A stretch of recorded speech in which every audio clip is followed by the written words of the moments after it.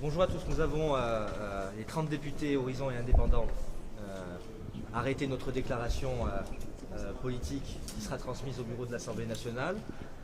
Nous avons également unanimement pris la décision de présenter la candidature de Naïma Mouchou, députée du Val d'Oise, au premier tour de l'élection du président de l'Assemblée nationale.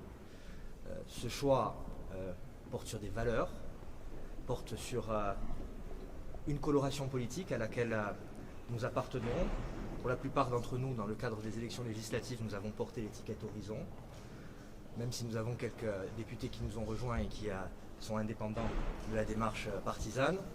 Et nous voulons, dans le cadre de ce premier tour, faire entendre notre voix, qui est nuancée, qui n'est pas la même que celle des autres candidats et candidates qui concourent à l'occasion de ce premier tour. Nous le faisons en lien direct avec ce que nous avons été jusqu'à présent, c'est-à-dire des gens sérieux, qui travaillent au service de la France, d'une certaine manière de faire de la politique, d'un certain esprit de nuance et de finesse, à des moments où malheureusement les radicalités s'expriment trop fortement. Nous le faisons également avec une certaine expérience du fonctionnement de l'Assemblée nationale. Nous voulons voir une certaine manière de mener les débats, de travailler au service des Françaises et des Français dans cette maison, avoir plus droit au chapitre, si je puis me permettre l'expression. Et nous considérons que Naïma Mouchou, eu égard à l'expérience qui est la sienne, eu égard à la vice-présidence de l'Assemblée nationale qui a été la sienne durant 2 ans, qui nous a fait honneur, je le pense, en tant que groupe, et qui a également fait honneur, je le crois, à une certaine manière de faire de la politique, était tout indiqué pour représenter notre groupe et nos couleurs à l'occasion de ce premier tour. C'est la même position que celle que j'ai adoptée en 2022.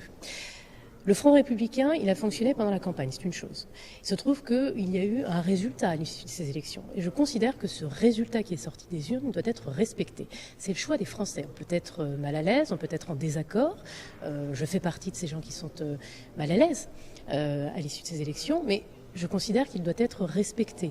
Ce qui veut dire qu'il va falloir distribuer les postes à proportion du poids des groupes. C'est ça aussi le jeu de la démocratie, que ce soit le Rassemblement national ou LFI d'ailleurs. Donc il n'y aura pas ni RN ni LFI ici à l'Assemblée nationale.